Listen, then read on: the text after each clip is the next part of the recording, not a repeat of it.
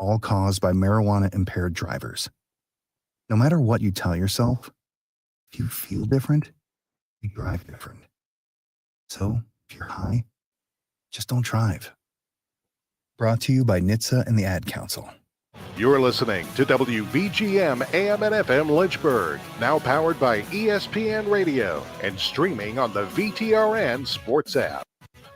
Get more on the Sheeler Motor Mile, your trusted dealer serving Southwest Virginia and surrounding areas for over 50 years. With more selection, more value, and more finance options. Plus, your trade is worth more. Shop local and save more with straightforward pricing, plus exceptional service and selection. Your search ends at the Motor Mile. Choose from over 900 quality pre-owned vehicles, plus a massive selection of new car brands in Southwest Virginia. Honda, Hyundai, Toyota, Subaru, Kia, Chevrolet, Mitsubishi, Chrysler, Dodge, Jeep, Ram, and now Buick. Plus, the used car superstore. 12 new car brands, 900 used vehicles, one amazing buying experience. Volume selling means volume pricing, and we've got more than any other dealer in the area. The Sheeler Motor Mile delivers choices. Here's the difference. Sheeler owns the finance company and makes getting approved for credit simple and easy on the Motor Mile. Flexible financing options for every budget to get you on the road fast. Get more on the Sheeler Motor Mile with a certified friendly staff and no games, no gimmicks. The Sheeler Motor Mile, now in Christiansburg, Radford, and Pulaski. Call 866-SHEELER1. Always open at Sheeler.com. Midday hunger hitting you hard? Swing by Macadoo's for our $8.95 weekday lunch specials. Whether you're craving a classic crunch or something fresh, we've got you covered. Chicken tender basket featuring crispy golden tenders served with fries. The Macadoo's Chef Salad, the healthy, loaded favorite that will hit the spot. Hit back against your lunchtime hunger at Macadoo's with eats that won't break the bank. Time to share great food and fun. Just to be there the only one. Just to be there at Macadoo's. We'll see you at the Do's. For 250 years, brave Americans have answered the call to defend our freedoms. Wounded Warrior Project honors this legacy of service and sacrifice with life-changing support for post-9/11 veterans, service members, and their families. We help warriors access VA benefits, improve their mental and physical health, and provide them with career assistance so they can thrive for a lifetime. Join us in honoring warriors at woundedwarriorproject.org/America. Are you tired of static? Wish you could take your favorite Virginia radio stations with you wherever you go? Then you need to discover the power of streaming. That's right. You can now easily listen to the Virginia Talk Radio Network for insightful discussions and local news. From the VTRN News Center, I'm Bill Trefiro. And groove to classic hits on Rewind 1039. Baby, I know you're asking me to stay. All from your smartphone, tablet, or computer. No more fiddling with the dial. Just download your favorite radio app, search for Virginia Talk Radio Network or Rewind 1039, and you're ready to go. Stay connected with your community. Good morning. This is Kimberly McBroom in the WDBJ 7 Newsroom with our Virginia Talk Radio Network news update. And enjoy the music you love, anytime, anywhere. Every move you make. Streaming the Virginia Talk Radio Network and Rewind 1039. It's that easy. Virginia Talk Radio Network, Rewind 1039. Now streaming.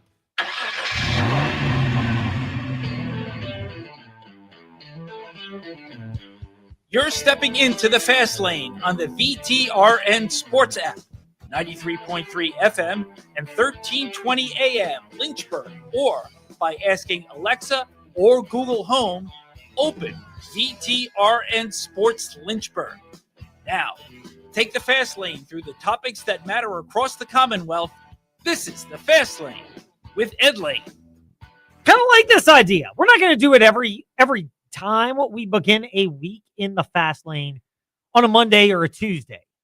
But it's worth doing today, which is rather than just going into one topic and then trying to cram it all in, and then we have covering the Commonwealth and a loaded slate of guests today, let's go as best we can, but in not so fast fashion to, we will get to it with a level of fastness, speed, the Fast Five at 5-ish.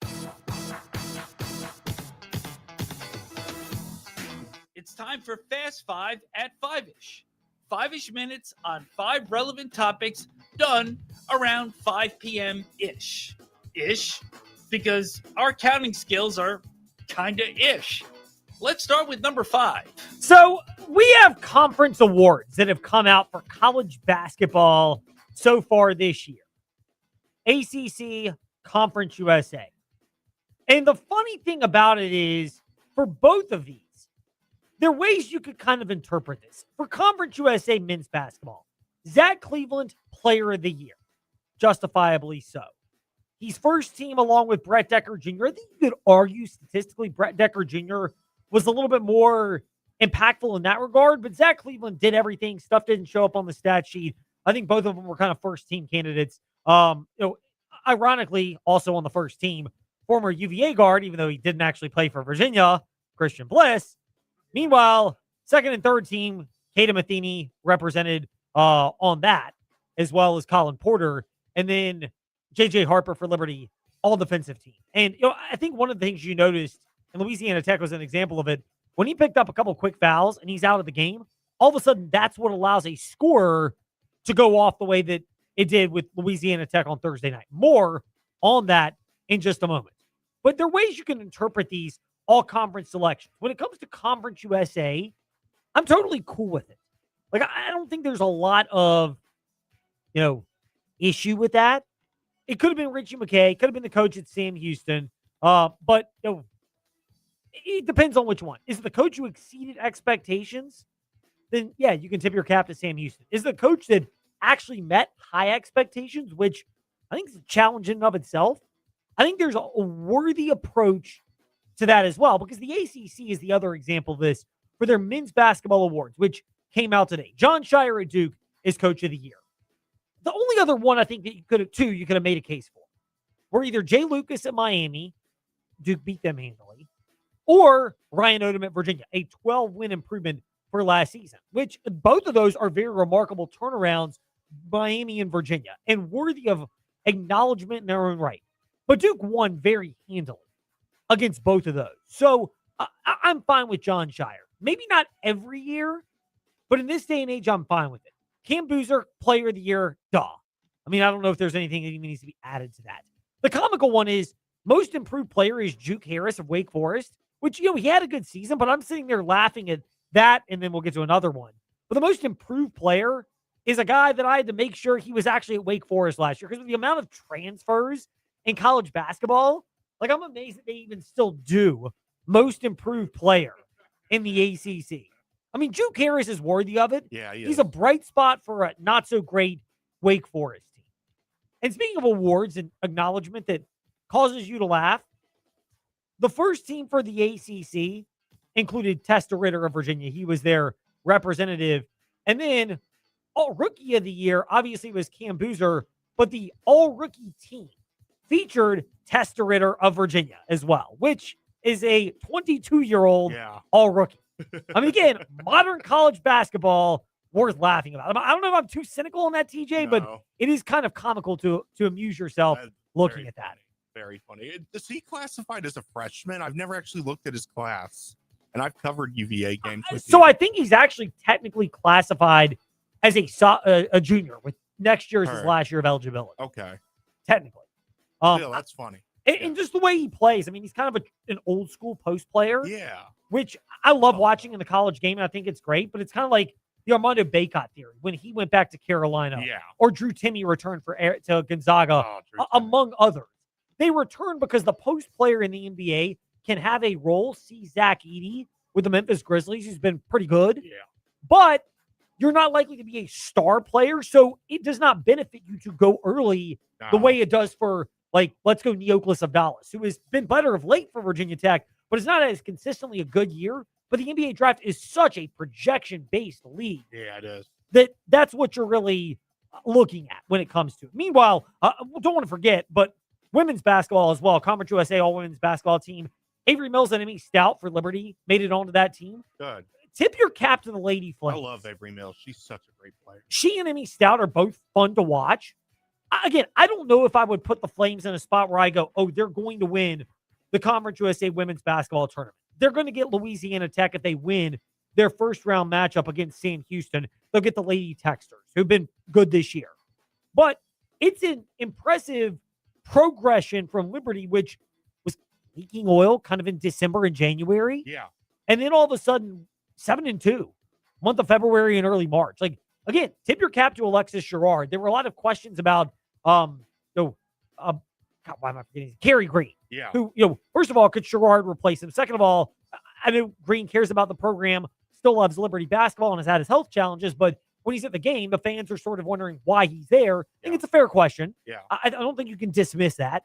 But for Alexis Sherrard to come on the way that he has, I think it's great. Maybe he's leaning on Kerry Green in the right way, and it's showing in the Lady Flames play, and it's at least worth commemorating. Can I say that I feel like Alexis Sherrard was thrown into a Ron Sanchez, Tony Bennett situation. The only difference is they knew Kerry was going to leave, but Kerry waited so long to depart that I felt like Alexis Sherrard didn't have in the beginning time to connect with the girls as much at a head coach standpoint. And it's clear he's a good coach because he turned it right around. I love that comparison, by the way. I think it's very, very good. The Ron Sanchez of being thrust into a challenging situation. I'll tip my cap though to Sherrard. Unlike Sanchez, and I think it's a little different because the Liberty girls players, give the Lady Flames credit. They stayed bought in over this season. Whereas for Virginia with Ron Sanchez, Christian Bliss was injured throughout the season. Maybe he was, but hence my snarky tone where he was always getting better. And then the coaching staff, Ron Sanchez said this multiple times last year, that I don't know what's up with the injury. And all of a sudden he leaves, transfers to Delaware. Actually, I'd be shocked if he's at Delaware Darren Peterson next year. in a nutshell. Yeah, I mean, it's kind of a different version of that. I think it's a great comparison, TJ. But for Virginia, they were in a spot. They also lost Jalen Worley, who transferred out to Gonzaga and had come in from Florida State to Virginia to Gonzaga. Forever a Seminole, forever a Wahoo, even though he didn't really play, forever a Bulldog. One of my favorites. Liberty's players stayed bought in, the coach stayed bought in, and that allowed them to make improvement. And it's more challenging in men's basketball than women's, but it's not like it's impossible in women's where some players can still get recruited to other spots. You got to tip your cap to the Lady Flames. They easily could have said as players, we're redshirting this year. We're going to transfer. This is our spot. You could have gotten that with Mills and Stout. Instead, they buckled down. It is worth commemorating. And thank you for bringing that up, TJ. By the way, quick one for number 4 in women's basketball. JMU Lady Dukes, when we hopefully get a chance to connect with Shane Metlin, he's going to be in the second half of covering the Commonwealth today because he's been post-game availability. But the JMU Lady Dukes, they led early, they led big, they held on against Arkansas State and got that monkey off their back to win the to win the Sun Belt women's basketball tournament and get to the big dance. I love stories like this, TJ, when you have the monkey on your back, proverbially speaking, and you finally find a way to shake it. There's so many of them. Virginia men's basketball is the obvious one, as an example. Andy Murray, I'm a tennis nut, but he finally got a Grand Slam, finally got a Wimbledon. Took forever. Like, the heartbreak gets put in the rearview mirror. Those are so cool in sports. I think the JMU Lady Dukes deserve a little bit of acknowledgement for that. Yeah, absolutely, because that Central, like you said, they were the monkey on their back. They hadn't beaten them in 3 years. So to beat them in the tournament, I take that as a huge win. Meanwhile, in number 3, NFL free agency today. Buddy.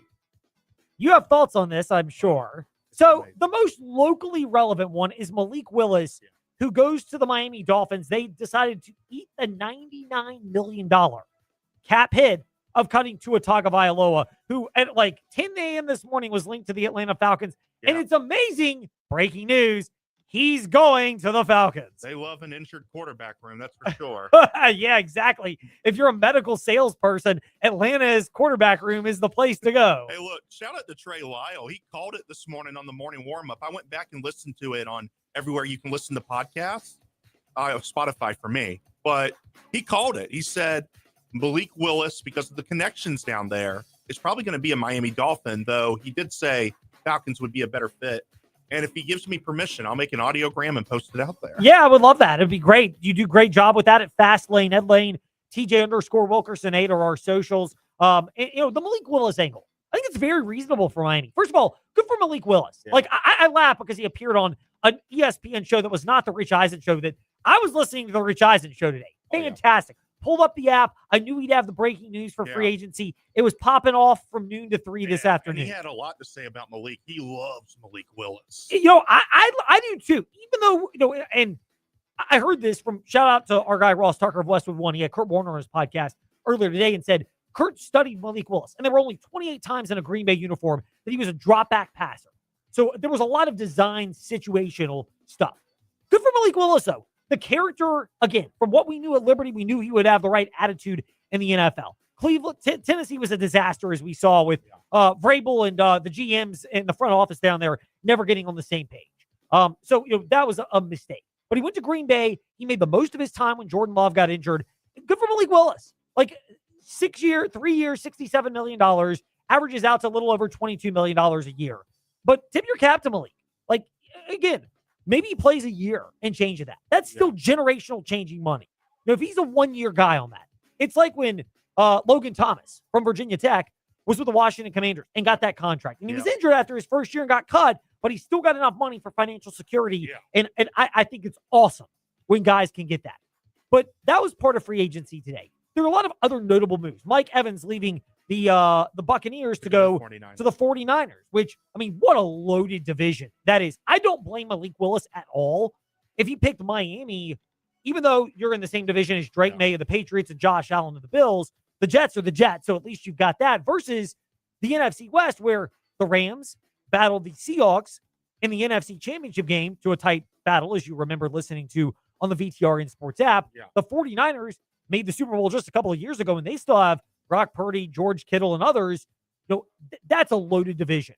So if I'm Malik Willis, the AFC East was probably a better spot in terms of your opportunities, not to mention wild card availability and the NFC versus the AFC. So look, I think it's great for that. But Mike Evans goes to San Francisco, loaded division gets more loaded. Tremaine Edmonds from Virginia Tech signs with the New York Giants. Dagger in my heart as an Eagles fan and yours as a Cowboys fan. Oh, but let me tell you what, Harbaugh is cooking in free agency. I love the Isaiah Likely pickup too, along with this pickup with Edmonds. Yeah, I mean, look, I think those are great. And the payment for them does not seem exorbitant. Meanwhile, the Carolina Panthers. So I'm an Eagles fan, as you know. I was hoping they would re-sign Jalen Phillips. I love the way he played in the second half of last year. Made a big impact. And in my mind, I'm like, I'm hearing, $20-ish million per year. I'm like, all right, they're probably going to have to go a little bit above it. When I saw he went to the Panthers, first of all, I'm glad he didn't go to the Commanders, who needed edge rush help, and get Odafe Owe, which I think is actually a good signing for the Commanders. It's a better value for the Commanders. Smart shopping. Seawall might have some thoughts on this in covering the Commonwealth in about 15 minutes. But, I saw the Jalen Phillips one, and as an Eagles fan, I'm like, all right, maybe you have to get up to like $23 million a year, 24. But I'm thinking $25 million a year or anything worth, you got to walk away from it. And I was really worried, sorry, Trey, that he was going to go to their Chicago Bears and team up with Caleb Williams. And then I saw where he went, the Carolina Panthers. I'm like, oh my goodness. This team, quarterback, rookie contract, not even committed to him. What happened? 4 years, $120 million a year. $30 million a year for $80 million. $30 million a year. $30 million. $80 million guaranteed. $80 million. God bless you. If you've had Achilles injuries, which he's had, if you've had degenerative, you've got neck and spinal issues, which he had from UCLA, got medically cleared to play at Miami, other leg injuries, this guy is an impact player. But $30 million a year. $30 million. I know I'm going off the deep end with this, but I mean, really, like, as an Eagles fan, here's my thought.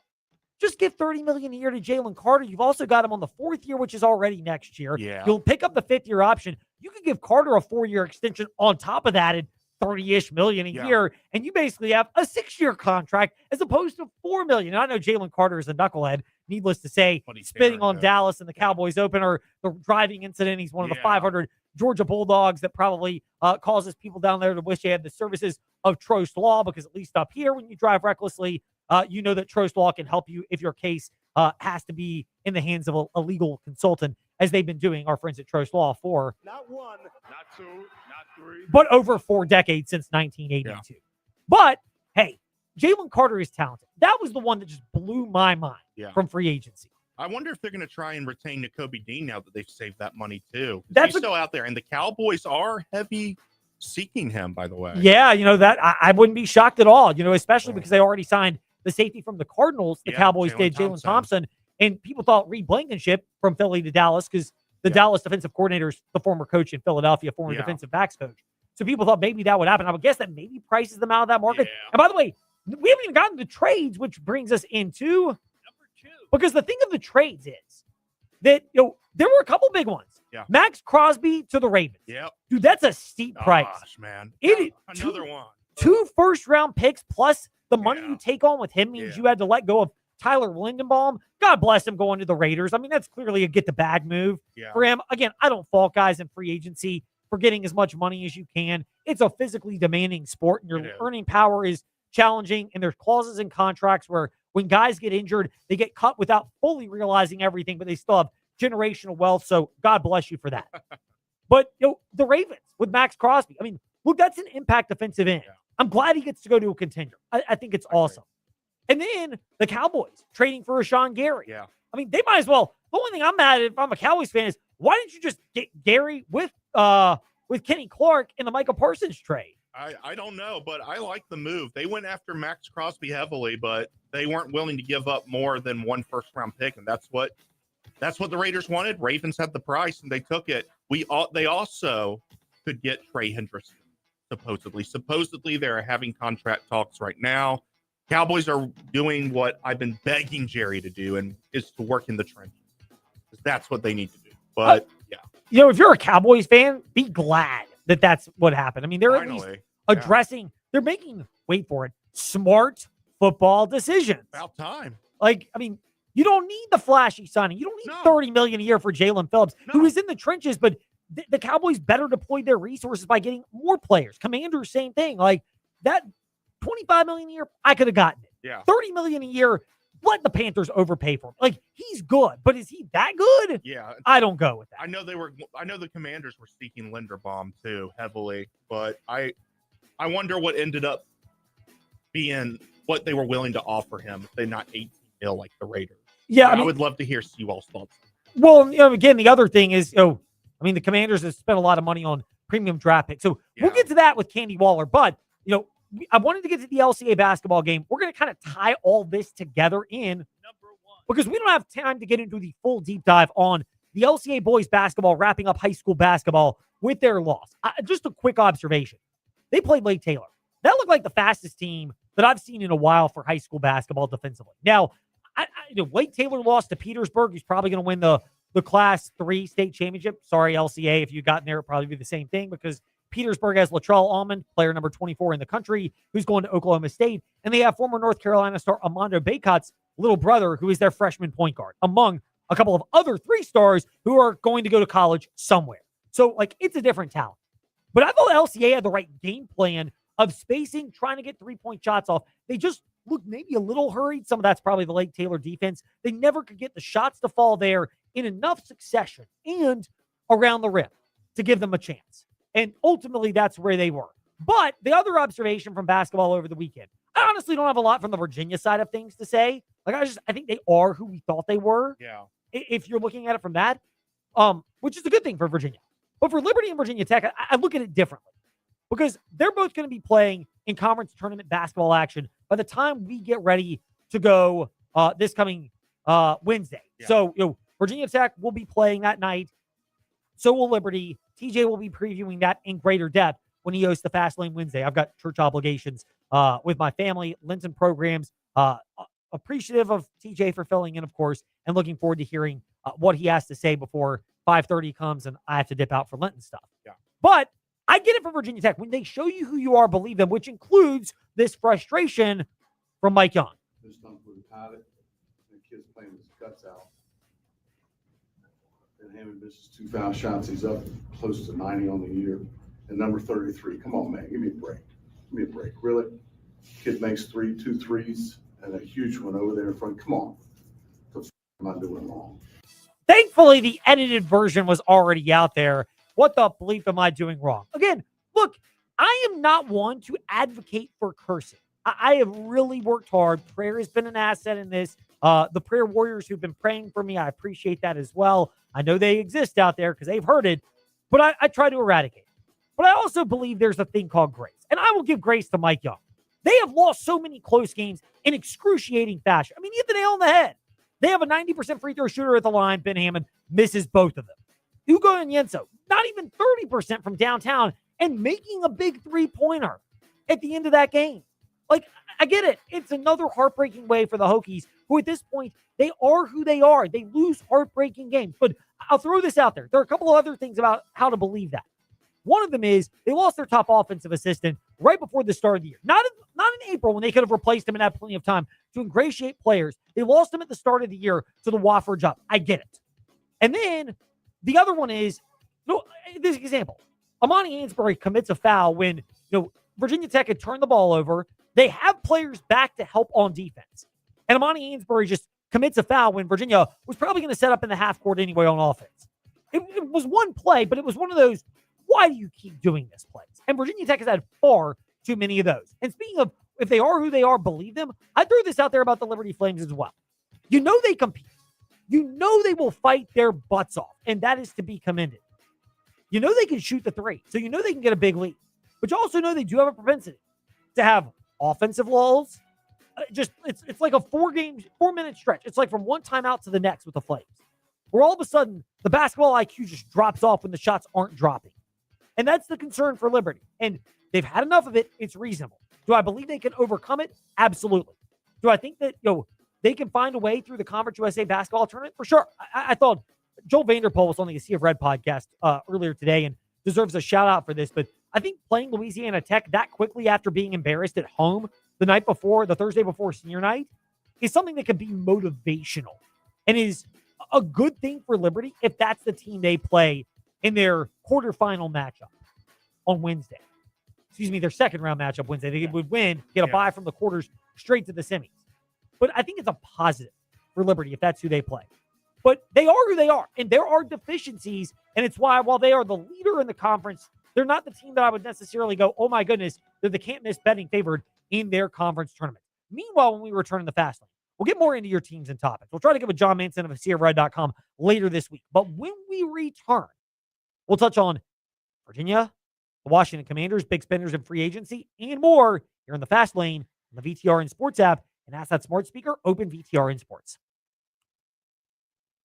We are making it happen at the Used Car Superstore on the Sheeler Motor Mile, your premier used car dealer serving Southwest Virginia and surrounding areas for over 50 years with the best selection, value, finance options, and exceptional service. Plus 900 pre-owned vehicles all in one location. Volume selling means volume pricing, and we've got the volume. The Used Car Superstore is your one-stop for most makes and models. Cars, trucks, vans, SUVs. Many have miles in the teens, remaining factory warranties, and some are even local one-owner vehicles. Plus, Sheeler owns the finance company. Getting approved for credit is easy on the Motor Mile with finance options for every budget. 900 used vehicles in stock now. More than any other dealer in the area. Hurry in for straightforward pricing and more inventory arriving daily. Why wait? Make it happen at the Used Car Superstore on the Sheeler Motor Mile, your premier family-owned car dealer serving Southwest Virginia and surrounding areas for 50 years. I-81 exit 118C in Christiansburg. Call 866-SHEELER1. Always open at Sheeler.com. Are you sick of running your dryer longer just to dry your clothes? It might not be a dying appliance. It might be a clogged up dryer vent. Call Black Goose Chimney Service to find out. Their certified ventilation specialists don't just diagnose chimneys. They also clean dryer vents through the entire ventilation system. Get peace of mind as you're protected from lint clogging your dryer vents, one of the most common causes of house fires. Call Black Goose Chimney Service today and visit blackgoose.net to schedule your dryer vent cleaning. Hi, I'm Susan Lane, Ed's mom. March Madness brings lots of picks, but I have only one, Bartlett Tree Experts. I rely on Bartlett to professionally assess my oaks and boxwoods and to prepare a maintenance plan within my budget. Call Corey, a certified arborist at Bartlett Tree Experts, or go to bartlett.com.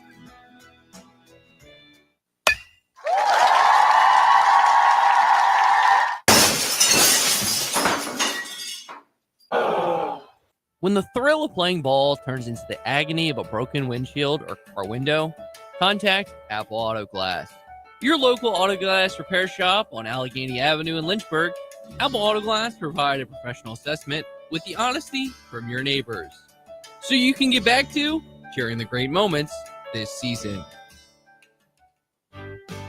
Whether you're facing a tough season or looking for support to overcome life's obstacles, Central Virginia Counseling is here for you. Central Virginia Counseling is accepting new clients at both Lynchburg locations on Wigington Road and Timberlake Road. And telehealth is available anywhere in Virginia. Serving children, teens, and adults, our counselors are equipped with diverse skill sets to help you on your journey. For more information, visit us at centralvirginiacounseling.com.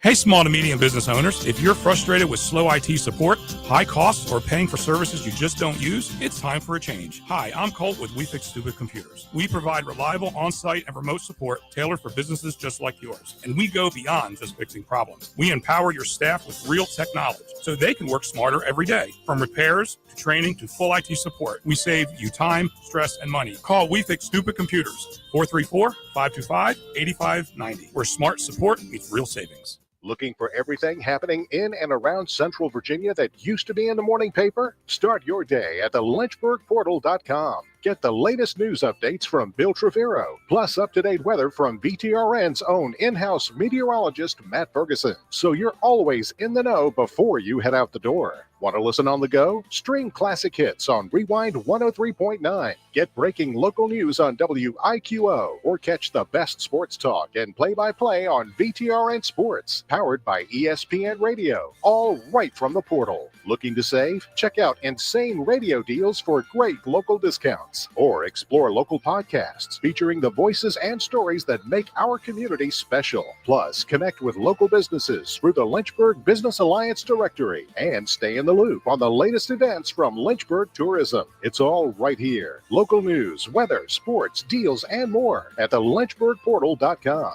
Your gateway to everything Lynchburg. Hey, this is Kurt Warner, Hall of Fame quarterback, and you're listening to VTRN Sports 93.3 FM and the VTRN Sports app, the home of the NFL all season long.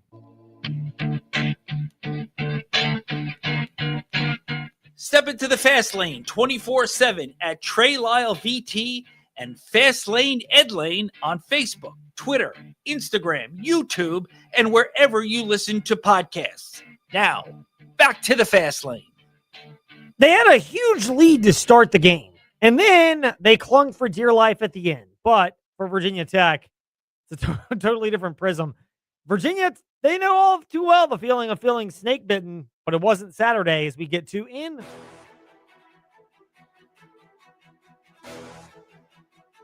It's time for your teams and topics. Covering the Commonwealth, a look at teams and topics from around the Commonwealth.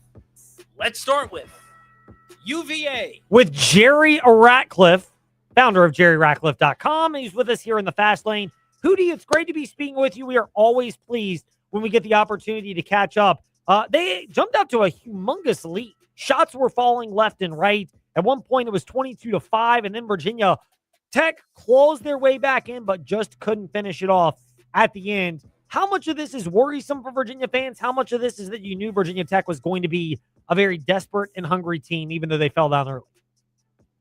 I think they realized that they would be in for a dogfight, even though they got off to such a huge lead.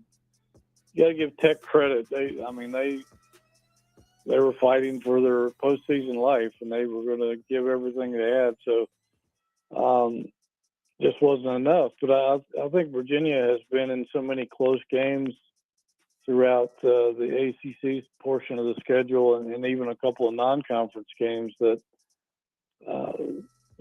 they've been in that situation so many times before. And the maturity of this team with guys that's been around college basketball for so long, they didn't panic. They knew how to keep their poise and fight back and stave off the upset. So I think you got to give Virginia some credit for just knowing how to handle the situation, which could be a big factor come postseason time. What version are you going to get from Ugo Onyenso? The one that came up huge so much against Virginia Tech, or the one where you're kind of wondering, I don't think anybody thinks he's going to shut down a Cam Boozer against Duke, but one where he was kind of left befuddled as that game unfolded? Well, Ugo is an interesting guy, man. He plays good defense. He's a terrific rim protector, intimidating, has 80-some blocks on the season. He's gotten to where he's being a little more aggressive in scoring around the rim. And even out at the 3-point line, as Mike Young found out the other day. But it was funny hearing him talk in the postgame about he had decided sometime last week not to hesitate anymore. If he had an open three, he was going to take it. He called it letting it fly. And so he certainly did. He had 2 out of 3 from the arc the other day. And he's just such an interesting character that, who knows where he would be if Kansas State had given him a little more freedom to shoot when he was there. I don't think they knew what to do with him, but he wasn't allowed to shoot the ball there. So Ryan Odom gave him the green light, and he's certainly taken advantage of it. No doubt he has, and we're starting to see that all throughout Virginia basketball. What's the attitude for them in the ACC basketball tournament, which we can our listeners can enjoy starting Tuesday night with Virginia Tech and Wake Forest right here on the VTRN Sports app? Are you expecting this to be a Virginia team that could compete with Duke and maybe even give them a better run for their money? Granted, this is a Duke team that has got some injuries, but do you expect Virginia to be around Friday evening and maybe even Saturday as well? I would think so. You never know in tournament play, but I think they have a good attitude going in. They're confident. They're healthy. I think this is a team that's built for postseason basketball with 9 deep, getting at least 16, 17 minutes a game, and guard heavy with a lot of guys who can score, yet physical in the front court with 2 7-footers and a couple of power forwards that are bruisers. So I would think, unless they just come out flat or run into a team that's red hot, I expect them to be there Saturday for another rematch with Duke. And even though Duke pounded them in the first game in Cameron, I think it would be a more even matchup on a neutral court. But there's definitely a gap between Duke and Virginia, and maybe we'll see how much. Yeah, we'll see what it looks like in a neutral environment as opposed to Cameron, where maybe Virginia is a little bit better prepared if that opportunity arises. JerryRatcliffe.com founder and contributor Jerry Hootie Ratcliffe is with us in the Fast Lane. Hootie, grateful to be speaking with you as always. Thank you for your time, and we look forward to chatting again next week and seeing where the Hoos will be playing in the opening rounds of the NCAA tournament, which, of course, our listeners can hear on the VTRN Sports app. Sounds great, Ed. Looking forward to it. Now to those haters can't stand us. Left hand up. Who are we? The Commanders. Left hand up with fists full of money. They have been active in free agency. And to discuss it right now, Madam President of Bowie TV Sports, Candy Waller, with us in the Fast Lane. Seawall, first of all, I pray that your prayers and ours for your energy level have been answered and that you are staying as energized as ever with the Washington Commanders, predictably busy to start free agency. Well, I absolutely had tweeted and posted that it was a coffee and tea break, and I will let you know that I have not taken that coffee and tea break yet. Oh. So when I get on the radio, I will absolutely have to grab some coffee or tea. We are holding you up. I'm not a coffee guy. I am definitely a green or any kind of tea drinker myself. So just for the listeners out there, because they definitely wanted to know that. Not what is up with the Washington Commanders. Seawall, free agency began today, and there are a lot of names that have been kicked around for the Washington Commanders. First of all, one thing, do people need to remember the phrase resource allocation? Particularly, I'll use my example. Jalen Phillips, Eagles guy. We got a number of them, myself included, and I'm sitting there thinking, all right, maybe they get up to like $23 million a year. $30 million. Sorry, don't mean to blow your eardrums out, Seawall, on this Monday. $30 million per year for 4 years and $80 million guaranteed. And I'm sitting here going, Panthers are desperate enough to give it. If I'm the Commanders, the Bears, the Eagles, the Cowboys, I'm not giving that up. How much is that something that Adam Peters, by reading the tea leaves, or as you like to say, using your clues, has borne itself out because the Commanders have been able to take that money that might have all gotten sucked up there and allocate it to other places? I mean, absolutely. I mean, we're seeing where the money is absolutely talking. right, in this free agency. And hey, some of the teams are just going to beat you out. They're going to have more money. They're going to have more needs, and they're going to say, we're going to go all in on this player or this position, and the player is going to go to the highest bidder. So I do want to just temper those expectations where, the Commanders or any other team in the NFL, you're not going to get them all. Like, you're just not going to get every single free agent that you go after in the very first chance that you get, because you got to compete with the other 31 teams in their salary cap, or those that don't have really a cap. They have a lot that they can do with that. But yeah, that's exactly it. And where, hey, you got money, but we don't want to pull all our eggs in one basket. We gotta have enough to spread around and pay guys, very competitively. So the Washington Commanders allocated those resources in different ways. We'll stick with the defensive front rather than going all in and paying $30 million for Jalen Phillips. God bless him. Guy's had an injury history. If you can get that money, take advantage of it. I don't fault him at all for it. But rather than paying that much, the Commanders went a different route. They got Amik Robertson, probably more under the radar. Tim Settle comes back to Washington, Virginia Tech guy, going to be coached by fellow Hokie Darryl Tapp. And, of course, Odafe Owe from Baltimore to the Chargers for a moment comes back east with the Commanders. Is this defense better because they were able to make those three signings as opposed to just one? Yeah, I mean, absolutely. I think that all of and say the Commanders got better today. Did they get better today? Always, we're talking defensively, but did they make moves today? They did. Did they blow the bank today? No, they did not, which is a good thing. Did they get better? And then are they in the realm of, maybe there's some splashes there when you say Odafe Owe, but they were still able to make some really good moves today. And on the offensive side of the ball, they did not get the center Tyler Linderbaum. He went to the Raiders, who, again, like the Panthers, a lot of holes, no real money in the quarterback. You can overpay at a certain spot. The Commanders, though, lock up Laramie Tunsil. We knew this was likely going to be the outcome for the Commanders. Is this the better use of their resources to take care of one of their own in-house and somebody who helped really lock down the left tackle position? Oh, absolutely. They had to take care of Laramie Tunsil.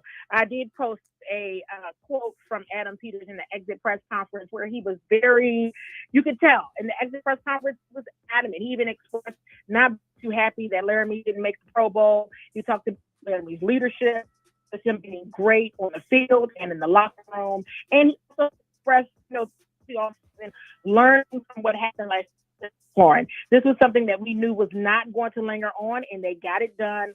Official on the first day, really, of free agency. Last one for Candy Waller of Bowie TV Sports. Seawall SE, Twitter. CEO Seawall, Instagram, to keep up with her. Bowie TV Sports on all the socials as well. We're at Fastlane Edlane for the record, and VTR in Sports, Facebook Live and YouTube. For the Commanders, do people, they and their fans, need to remember, we're 5 hours into free agency. Like, I know a lot of the big names are gone now, but you can get a lot of good complementary pieces, not just over the next couple days, but throughout the offseason. Oh, absolutely. I think it's still a big deal that Marcus Mariota is re-signed, right? Or Mariota is re-signed, is where he's re-signed. And there's still some other free agents that they haven't lost, right? As of yet, in the free agency mix. So there's still time. This is just really not even day one. It's afternoon one. And there's still some good, solid free agency pieces out there still available. So I think they've made some segue today. I do think they got better today. And I would also encourage you to just sit back, relax, enjoy the show. There is definitely more to come. No doubt there is. In the insight, there's more of that to come as well from Candy Waller of Bowie TV Sports. Not today, but again, next week here in the Fast Lane. Seawall, great to be speaking with you. We appreciate your time and going all into the topics as free agency is underway in the NFL. Absolutely. Thank you guys so much for having me, and I'll talk to you again soon. It is our pleasure. It always is. When we return in the Fast Lane, JMU Lady Dukes, we're going to try to get Shane Metlin on. Then we'll try to get not Adam Cheek, our friend, Danny Peters of frontstretch.com. Brian Nolan of frontstretch.com. I was thinking Danny Peters because he's the one who got the great Ty Gibbs audio, but instead we have to settle for the guy that was slacking and Did not get the great Ty Gibbs audio, which we will have to play later this week in the Fast Lane. You're literally just zingers left and right from my guy, Ty Gibbs. Shocking. And then David Cunningham of TechSideline.com on Mike Young's comments and more. All that when we return here in the Fast Lane on the VTRN Sports app and VTRN Sports on Facebook Live and YouTube. Feller Chevrolet is now Apple Chevrolet. While the name's changed, we're still the same trusted Fellers team. Same management, same knowledgeable parts and service, same techs, same professional sales staff. With over 200 years of collective experience, we'll continue growing stronger alongside our community. From the newest Chevrolets to top quality pre-owned vehicles, Apple Chevrolet delivers the same unmatched customer service. Visit us at driveapple.com. Apple Chevrolet of Alta Vista, powered by the community we serve. Hi, I'm Chuck from Aquatrack Adventures in Salem. The Virginia Talk Radio Network and InsaneRadioDeals.com have helped our company grow by sharing our company's message throughout Central and Southside Virginia. The gift cards and experiences sold on InsaneRadioDeals.com have brought us many new customers. If you're a business that wants to grow with a message that resonates and gets results, I highly recommend InsaneRadioDeals.com and the Virginia Talk Radio Network. Simply put, it works.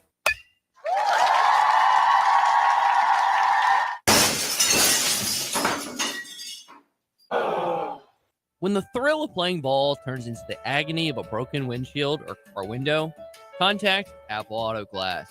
Your local auto glass repair shop on Allegheny Avenue in Lynchburg, Apple Auto Glass provide a professional assessment with the honesty from your neighbors, so you can get back to sharing the great moments this season. Hi, I'm Susan Lane, Ed's mom.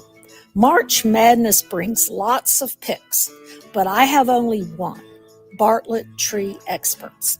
I rely on Bartlett to professionally assess my oaks and boxwoods and to prepare a maintenance plan within my budget.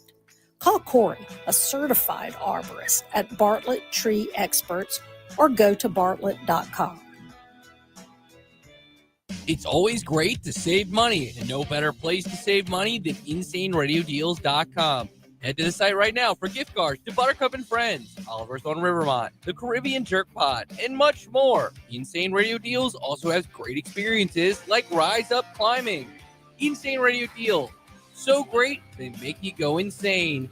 InsaneRadioDeals.com. Head to the site right now before they run out.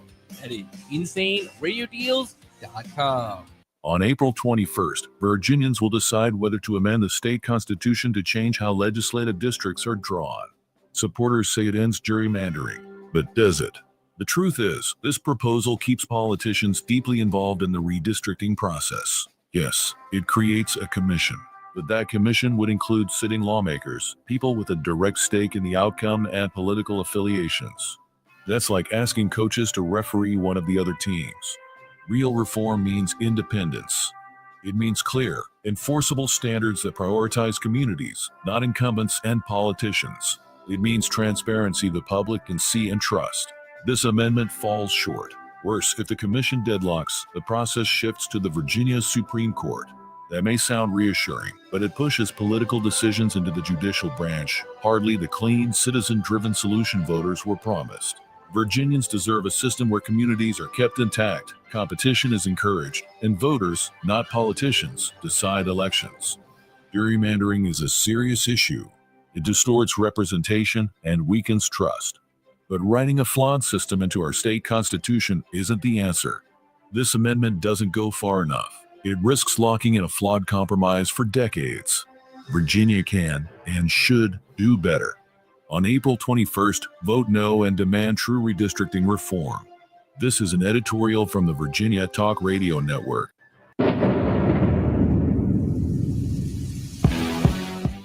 Step into the Fast Lane 24/7 at Trey Lyle VT and Fast Lane Ed Lane on Facebook, Twitter, Instagram, YouTube, and wherever you listen to podcasts. Now, back to the Fast Lane. So one of the big things I love is when you're in a spot where it's clear you're at a mental disadvantage, can you have the mental edge? Can you come out with urgency? Can you weather the challenges? And that is something that we get to praise right now in –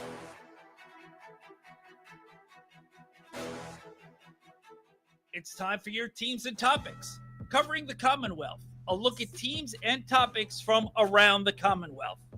Let's start with the JMU Dukes. For those that like to put coins down on games, I am not doing that now because I've given up for Lent, but for those that like to, the JMU Lady Dukes, if you've been listening to Shane Metlin here in the Fast Lane or following his work at DNRonline.com and Shane_DNR Sports the last couple of weeks, you would have known that the JMU Lady Dukes were a team that was the dark horse to monitor in the Sun Belt Conference women's basketball tournament. Boy, did they ever cash that in, Shane. Can you remember a more dominant run by a JMU basketball team or a JMU team for that matter to a conference championship in a conference tournament setting? Yeah, I mean, I'd have to go back and check the scores to see who was more dominant, but it kind of reminds me of the JMU men's team from 2 years ago came down here to Pensacola.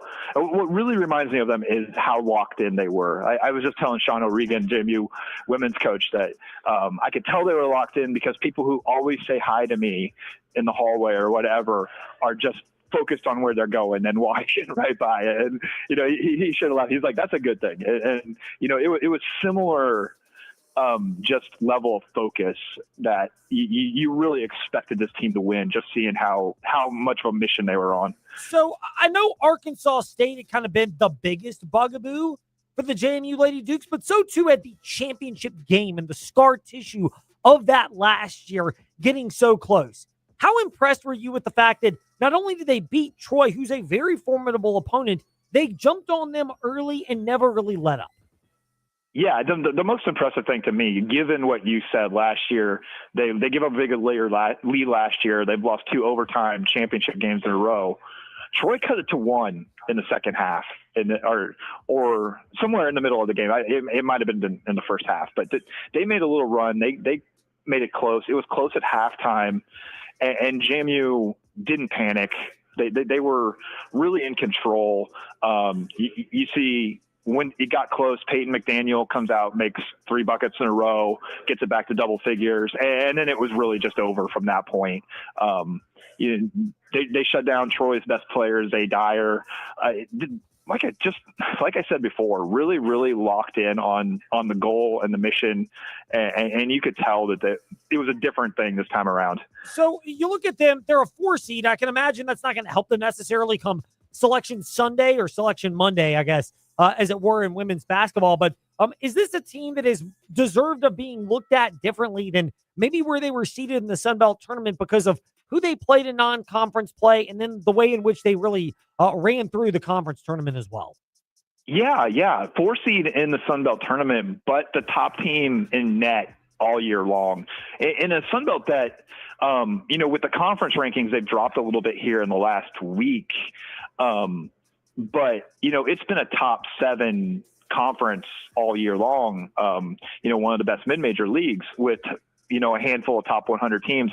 JMU entered this game with a net of 46, actually better than last year. I don't think they were really in at-large consideration, but I think it's a team that, we may see as a 10 or 11 seed in the NCAA tournament. And if you're above 13, you're in a lot better position because you're not playing a true road game to open up the NCAA tournament. No, you're not. You're in a spot where, it's much different. And certainly they've looked really good, the JMU Lady Dukes have, and worthy of cherishing and relishing. Last one for you, Shane. What was the vibe and mood like for the JMU Lady Dukes upon winning the conference tournament? I mean, they were extremely happy, as they should be, but I think back to 4 years ago when Sean O'Regan got in the NCAA tournament for the first time. I mean, we're talking about a guy who wins about 80% of his conference games in the regular season and just hadn't been able to get into the NCAA tournament. He wasn't quite as boisterous on the ladder, cutting down the nets this time around. Some of the players were, but like I said, if they go into the NCAA tournament playing a neutral court game, I think the goal then is to make it to the second round, and that's probably a reasonable goal for this team. Shane, thank you for the time today in the Fast Lane. It's been fun covering the journey and have an idea of what we'll be discussing when we chat again next week. Yes, appreciate it. Shane Metlin with us here in the Fast Lane. Now to NASCAR. Because I can't help myself and I look at things through the prism of Ty Gibbs, which we will get to right now with Brian Nolan of FrontStretch.com. Brian, a pleasure to be speaking with you. First of all, I knew if there was a late caution after Ty Gibbs took the lead, it could be a real challenge. That proved to be the case. Am I right to believe that, from that prism, I shouldn't even be all that distraught because the two best cars on the day were Ryan Blaney and Christopher Bell, and they finished 1-2, although not in the order you would expect if they had a couple more laps. Yeah, it's kind of funny. I think there was about 20 or 25 so laps to go, and I texted you. I was like, I bet you're getting nervous. And then that caution came out, and they went on to pit road, and he still came out with the lead. But it did feel like he was kind of in a unfortunate spot because there was two cars way better than him. And that was the 20 of Christopher Bell, his teammate, and then the 12 of Ryan Blaney. I mean, listen, was I expecting him to win? No, but I mean, was I expecting him to finish in fourth? I certainly wasn't. And I think, to be quite honest, this is as good of a weekend as you want. And I know we're all going to hear about the post-race interview that he did, but I mean, this was a great, great weekend for Ty Gibbs. And for Ty Gibbs fans out there, you definitely should be happy about this. I mean, I am. And then I got a real chuckle out of the zinger when I saw it on TV. And then the best part is he doubled down. That's what cracks me up is if you go to frontstretch.com or the Front Stretch Twitter or YouTube or Facebook or Instagram accounts where you can see all these great content pieces from Danny Peters, who was on site. Travel schedule means he couldn't join us today. Or Brian Nolan. You'll get to see this. But, I mean, were you surprised? Like, not only did he double down by doing the TV interview, and then he said the same thing to frontstretch.com, he was asked about it, then asked a different question, then he talked about it again. I heard you texted me about the interview from Fox. I was like, okay, so I went back to Media Center and I watched it, and I was like, oh, okay. So then I watched the interview that Danny did, and I'm like, not only did he double down on what he talked about in the Fox interview, he tripled down because he said it again at the very end of the interview that Danny did. It's just like, I feel like sometimes, like, when you're so motivated to prove someone wrong, you're going to give, like, an extra 10%. I honestly feel like he's so motivated to prove Chris Gabehart wrong that he's giving 120% rather than 100%. So I think that he's got a chip on his shoulder, and this is what people have wanted to see from him, and he's finally getting the results. And all we needed was another lawsuit, apparently. I mean, maybe again, you're right. Maybe this is what he needed, is like to be called out and kind of embarrassed in a public manner to get him to focus and double down. And of course, Trey Lyle is correct. If we can get him to come in a little bit more, and they want to do some marketing and advertising with us, they'll get even more exposure, which is always a good thing. Because I'll be glad to give pep talks as often as Ty Gibbs needs, just normally, but they can even do better securing those services. But we looked at it through the Ty Gibbs prism. Christopher Bell, how disappointed does he have to feel? Because it was a day where he had the better car. I mean, it was 1-2, he and Blaney, but he had the better car than Blaney, but there just wasn't enough time for him to get to victory lane. Yeah, I talked with Adam Stevens after the race, and he said that if it would have went green, they would have had a chance. But I mean, it truly reminded me, Ed, of the race in November when Denny Hamlin came out, and after he took 4 tires back in the pack and could not get to pass Kyle Larson. Larson won the race. Larson finished third, but he won the championship. Blaney won the race.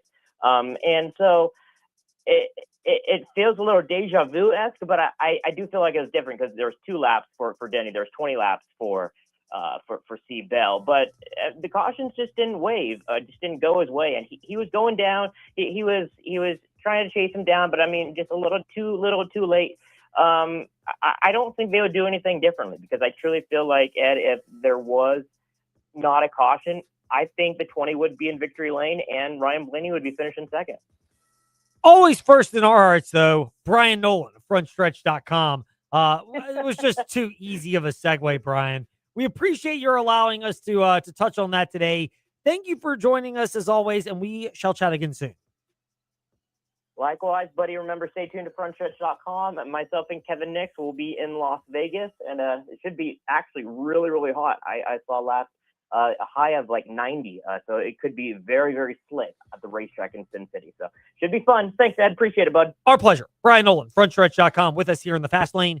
W227BG Timberlake, WVGMA Lynchburg, WMNA Gretna, Danville, Southside, and of course VTRN Sports app and VTRN Sports on Facebook Live and YouTube. And last but not least, or maybe least, the Virginia Tech Hokies. With David Cunningham of TechSideline.com and a cornucopia of topics to discuss. Beautiful cornucopia, kind of like the Virginia Tech wrestling team, which is the 2026 ACC Wrestling Champions once again.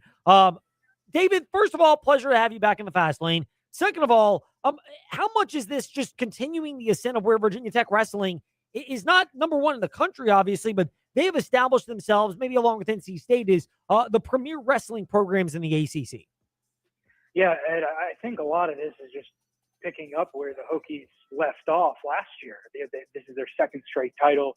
They obviously won pretty handily last season, and I think they did a really good job this year of kind of weathering a little bit of a storm in the sense of, I think a lot of people doubted them because Caleb Henson redshirted, and they didn't let that phase them. They went out there and won another ACC championship and were pretty dominant. They won 5 titles, qualified all 10 wrestlers to the NCAAs for just the 4th time in program history. Really job well done by Tony Roby and company, and kind of keeping the ship steady. They're really, really good. And I think a lot of people wrote them off a little bit with the Henson news, thinking, okay, well, they're just kind of preparing for next season, and this season might be a little bit of a wash. They were pretty dominant all year, and went undefeated, won the ACC regular season team title, and then, of course, dominated on Sunday in Blacksburg. So really cool way to cap it off, and going to be interesting to see if they can do anything come Cleveland when they go up to the NCAA championships. Yes, that will be something to monitor. Meanwhile, the Virginia Tech Hokies softball team is the next team to discuss with David Cunningham of TechSideline.com. Maybe not the biggest name opponents outside of Penn State, JMU, Radford, and Bryant were the others that they won, but how impressed are you more with the fact that they continue to have the same level of focus Virginia Tech softball does, to where they are taking care of business in those type of matchups, whereas in a couple of years ago, they might have been tripped up in some of these lesser marquee games? Yeah, I mean, I think they're off to their best start in program history at 20-2, and I think that kind of says it all. A couple of weeks ago, they slipped up in Charlotte against Michigan State and the University of Charlotte, and lost 2 games, and since then they've been on a complete tear, playing really well. Of course, they've beaten a bunch of SEC teams, but yeah, I think you look at some of the other teams they've played, I don't want to say lower level teams, but the Bryants and Radfords, and sometimes they've let teams like that become a thorn in their side a little bit and get to them. And they didn't do that this weekend. They were pretty dominant all 4 days. And on top of that, they showed up. Their bats showed up against a really good Penn State team. They handled Michigan, who won the Big Ten last year. They continue to perform day in, day out. And it's been pretty impressive, I think, just to kind of see their steadiness. And they continue to have different players step up for them. It's not just the one person every single time. So I like the position they're in right now, and they're playing really, really good softball right now. So, fashion question before we get back to sports with David Cunningham of TechSideline.com.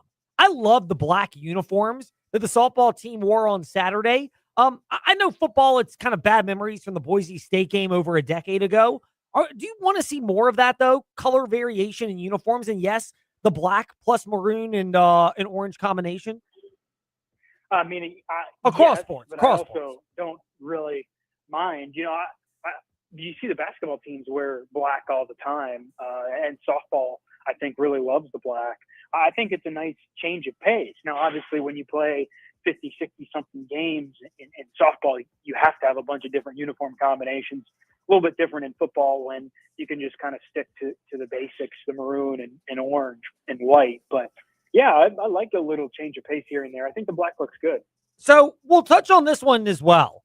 Virginia Tech baseball. The Marshall loss Tuesday is the one that kind of was the eyebrow raiser to me, and then they get pretty soundly defeated Friday and Saturday at Georgia Tech before losing, but with better effort on Sunday. And I get Georgia Tech, that's a top 5, top 10 team in the country that could well be in Omaha when we have the College World Series on the VTRN Sports app in a couple of months. Is this about who Virginia Tech has been playing, or are there bigger concerns where you're going, this thing could get sideways pretty early? Yes and no. I think part of it, Ed, is you're coming off a really difficult weekend in Texas, and you're trying to get your legs back under you, and you haven't really hit very well, and the Marshall team comes in and surprises you. They didn't play really well at all. They go down to Georgia Tech, and they were a little bit hit or miss. Sunday, they come out with a win. I think that's huge, just for the confidence. They haven't necessarily been hitting the ball very well. Their pitching has been okay, at least their starters. Their bullpen's been a little bit shaky. But if they can continue to work at it and figure it out, I mean, I don't think they're as bad as they seem right now. I think they've just played some really, really good competition and have not been anywhere close. And when you're playing a team like Tennessee, who they came close to beating, I think lost 3-1, or a team like Mississippi State, these teams are the ones that are going to be in the College World Series, like you said. So it's good competition, good test, but at the same time, your record looks kind of poor if you don't necessarily put up results against them. So it's a little bit difficult, but it doesn't get any easier this week, Ed. No midweek, but they go to Virginia. And that's a team in the Cavaliers that I believe jumped in the top 25 today. So let's see if they can at least take a game, if not two, from the Cavaliers. And I think if they can pick up some momentum here, they can pose some dangerous threats for other teams in the ACC. But I think it's just taken them way too long to kind of hit the ground and get some momentum. Speaking of trips to Virginia Tech fans probably don't want to remember the basketball trip. Certainly Mike Young does not after this past weekend. His frustration at the end of that game, I mean, I get where he's coming from the Ben Hammond missed free throws to the Ugo and Yinso made three, and just how both of those things went totally against the percentages and where it's been for Virginia Tech. How much of Mike Young's reaction afterwards is literally, I mean, there's years where the 50-50 breaks all go your way. Virginia's national title year in basketball in 2019. But it seems like there are other years where they all go against you, and it seems like it's that for Virginia Tech men's basketball. Yeah, Ed, I just don't think they've really caught any breaks, and we'll see what happens tomorrow when the Hokies, of course, play Wake Forest at 7 o'clock. But there's a chance that they didn't catch another break with Amani Hansberry's apparent injury. Mike Young, I don't think, knew what the injury was, but when he was using some choice words after the game, I think that was just in general. But I'm just – it's just one thing after another. It's Tyler Johnson being injured. It's Toby LaWile being injured. It's potentially Amani Hansberry being injured. We will see. Mike Young says he's day today. But then it's, well, one missed shot, one missed free throw, one turnover, one buzzer-beating loss, another one, another. I mean, they've just had it pile up and pile up and pile up. And as a result, Ed, they are the second or third team out of the NCAA tournament right now in most bracketology projections. They've got one more win at SMU, at Wake Forest. They're in the tournament. I asked Joe Lenardi earlier today from ESPN, if the Hokies were to beat Wake Forest on Tuesday and beat Clemson on Wednesday, two teams that they've beaten in the last month, would they be in the NCAA tournament? He said yes. So there's your answer. But the problem is that they have not been consistent enough all year. And I go back to that UVA game on Saturday and go, they spot UVA 12 points essentially. They climb all the way back, tie it, and then they don't hit free throws down the stretch. And the little roll of the dice, UVA's big man, who's only made 5 career three-pointers in Onyenso, he drills 2 of them in that game and kind of puts it to bed. And sometimes it's not your day, but it has not been the Hokies' year, and they are in the position to be in the position, but have not taken advantage, and it's kind of been this theme all season. What needs to happen for the Virginia Tech Hokies in the ACC tournament, starting with their game Tuesday night, 6:30 airtime, VTRN Sports app and 93.3 FM against Wake Forest? And by the way, we'll have the action Wednesday through Saturday as well for the tournament. I mean, I think this is a pretty good draw, given they just beat Wake Forest by 19 2 weeks ago in Castle Coliseum. Now, might be a little bit of a different matchup because Demon Deacon's point guard, Nate Calmeese, looks like he's going to play. He, of course, had 20-plus in that first meeting back on January 3rd and hit that game-winning shot, one of many against the Hokies this year. I think they have to contain Juke Harris. That's first and foremost. He had 31 and 15 the other day against Cal in the season finale. He's really, really, really good. And they have to find their groove on the defensive end. And it can't just be in spots. It has to be really good, consistent defense. If they want to make the NCAA tournament, they're going to have to do it again against Clemson on Wednesday if they can get that far. They obviously beat Clemson in Littlejohn by 10 points the other day. This was probably about a week before the Wake Forest win. So they're no strangers to either team, and they played well against either team, which should give them some confidence. But they actually have to go out and do it for 40 minutes. If they can hit shots, if they can get hot, get some momentum, and play good defense and rebound, I think they'll be in a good spot. If they can't, could be a long day or two, depending on how long they can stick around. And, they've got a lot to play for, Ed. They are right in the conversation, but they're going to have to kind of overcome the odds. And even still, it might not necessarily be enough if they have some more stuff not go their way, as kind of been the theme all year. Last one for David Cunningham of TechSideline.com, and I feel like we've wasted your TechSideline.com budgetary trip down to down to Atlanta for the ACC tournament or wherever it was outside of Atlanta. First of all, what did you think of the venue? I mean, I'm so biased to Greensboro for the women's tournament. I get Charlotte for the men's tournament. What did you think of them moving the game down there? And is that something that they should really continue? I loved the actual arena of it, as logistically it's way out of the way. It's in Duluth, about half an hour north of Atlanta on I-85. Not too terribly far, but not close, not like Greensboro. I will say the amenities are much nicer. It is a very nice arena. Greensboro is not that, but Greensboro is in the center of things. It's in the center of ACC country as we know it, with the four Carolina schools, Wake Forest, and then the Triangle. As far as fans, there weren't many fans there.